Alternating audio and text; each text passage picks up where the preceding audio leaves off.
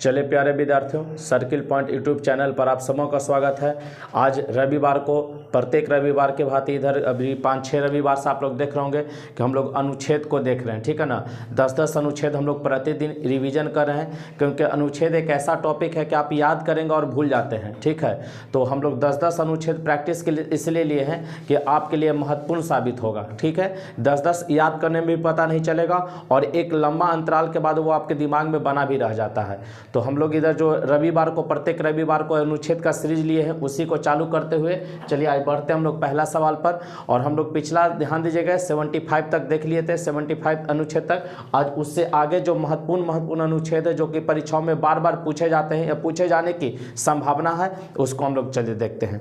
चलिए अगला आज का पहला सवाल है अनुच्छेद 78। काफ़ी महत्वपूर्ण है, ध्यान दीजिएगा। अनुच्छेद 78 में देखिए क्या कहता है। राष्ट्रपति को जानकारी देने के संबंध में प्रधानमंत्री का कर्तव्य होगा, ठीक है ना। राष्ट्रपति को जानकारी देने के संबंध में किसका कर्तव्य होगा? प्रधानमंत्री का। मतलब प्रधानमंत्री का ये कर्तव्य होगा कि राष्ट्रपति कार्यपालिका से संबंधित जो भी जानकारी मांगेगा इनको उपलब्ध करवाएगा। किनको करवाएगा? राष्ट्रपति को। तो ये बात किस अनुच्छेद में? 78 में। राष्ट्रपति को जानकारी देने के संबंध में प्रधानमंत्री का कर्तव्य पूछेगा किस अनुच्छेद में? तो अनुच्छेद 78 में है। अगला ध्यान दीजिएगा, काफी इंपॉर्टेंट है, अनुच्छेद 79। संसद का गठन और संसद के 3 अंग होते हैं। ध्यान दीजिएगा, कहेगा संसद का गठन किस अनुच्छेद के द्वारा? तो 79 के द्वारा। यह संसद के 3 अंग होते हैं किस अनुच्छेद के द्वारा? तो 79 के द्वारा। संसद के 3 अंग और संसद का गठन, ये दोनों बात किस अनुच्छेद में है? 79 में। फिर से ध्यान दीजिएगा, संसद का गठन और संसद के कितने अंग होते हैं? तो 3 अंग होते हैं। कौन अनुच्छेद के द्वारा? 79। अब देखेंगे 79, अब संसद का 3 अंग होता है। तो आपको पता है राज्यसभा, लोकसभा, राष्ट्रपति। और राष्ट्रपति का आप लोग पहले ही बता चुके हैं कि अनुच्छेद 52 के द्वारा भारत के एक राष्ट्रपति होंगे। तो संसद के 3 अंग अगर आपको याद हो गया 79 में, तो ध्यान दीजिएगा राज्यसभा लोकसभा याद करना आपके लिए बेहद आसान होगा। 79 के बाद देखेंगे 80 में क्या है? राज्यसभा। 80 में राज्यसभा और 81 में लोकसभा।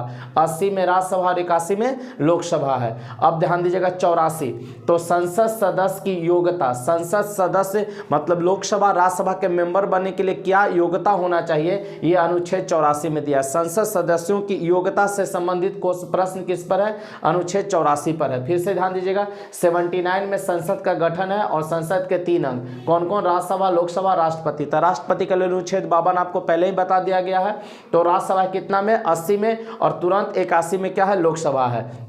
हाँ ध्यान दीजिएगा, संसद का अंग पूछेगा तो 3 बोलना है, और संसद का सदन बोलेगा तो 2 ही बोलेंगे। सदन 2 होता है, लोकसभा और राज्यसभा।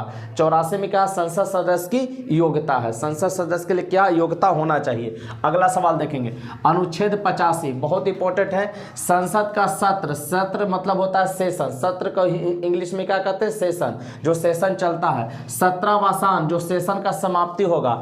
तो अनुच्छेद 85 में ही सत्र है, अनुच्छेद 85 में सत्रावसान है और विघटन है। कौन है? विघटन है अनुच्छेद 85 के द्वारा। ऐसे ध्यान रखिएगा 85 का बी आता है या 85 का 2। कहेगा कि संसद का विघटन कौन कर सकता है? तो प्रधानमंत्री या मंत्रिमंडल के सलाह से राष्ट्रपति करेंगे। अनुच्छेद 85 का 2 में है, लेकिन अभी 85 में आप ध्यान दे दीजिएगा कि यहाँ पर संसद के सत्र, सत्रावसान और विघटन सब 85 में ही है। पॉइंट 1 2 करके आगे किया है, तो पॉइंट 2 में विघटन है। फिर से ध्यान दीजिएगा अनुच्छेद 85 में क्या है? संसद का सत्र, सेशन, जो संसद का सेशन चलता है। सत्रावसान, जो समाप्ति हो जाता है। और विघटन मतलब जैसे 5 साल के लिए आपका लोकसभा चलता है, तो 5 साल से पहले उसको भंग कौन कर सकता है? तो राष्ट्रपति।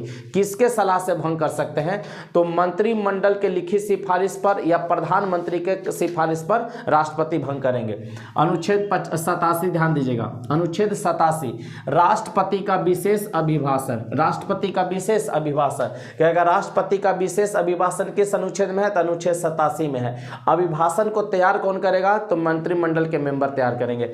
अब ध्यान दीजिएगा अनुच्छेद 85 में फिर ध्यान दीजिएगा संसद का सत्र है, सत्रावसान है, विघटन है। 87 में क्या कहता है? राष्ट्रपति का विशेष अभिभाषण। और कहेगा राष्ट्रपति का विशेष अभिभाषण को लिखता कौन है, तय कौन करता है?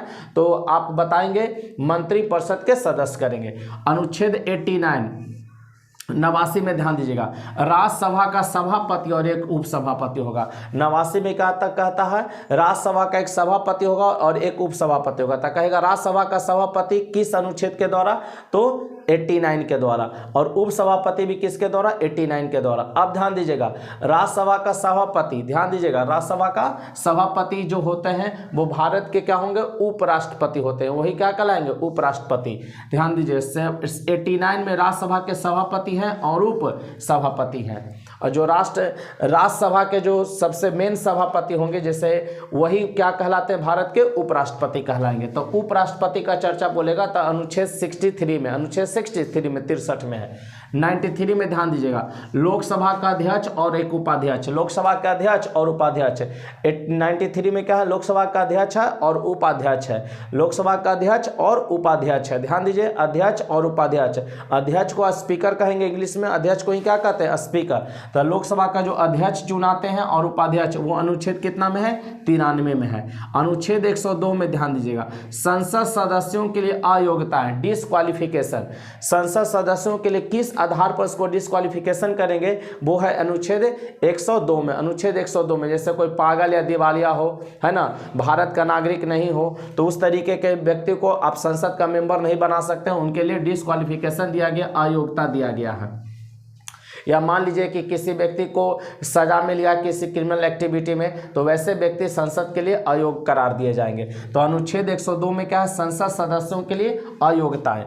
अनुच्छेद 103 ध्यान दीजिएगा, संसद सदस्यों की अयोग्यताएं से संबंधित, अयोग्यता से संबंधित प्रश्नों का विधि निश्चय राष्ट्रपति करते हैं। ध्यान दीजिएगा, संसद सदस्यों की अयोग्यता से संबंधित प्रश्नों का विधि निश्चय कौन करेंगे, राष्ट्रपति करेंगे। किसके सलाह या राय से करेंगे, तो निर्वाचन आयोग की राय से करते हैं, निर्वाचन आयोग की राय से। यह अनुच्छेद कितना में है, अनुच्छेद 103 में है। फिर से ध्यान दीजिएगा, संसद सदस्यों की अयोग्यता से संबंधित प्रश्नों का विधि निश्चय राष्ट्रपति निर्वाचन आयोग की राय से करते हैं। तो अनुच्छेद कितना में, 103 में है। और संसद सदस्यों के लिए अयोग्यता कितना में, तो अनुच्छेद 102 में।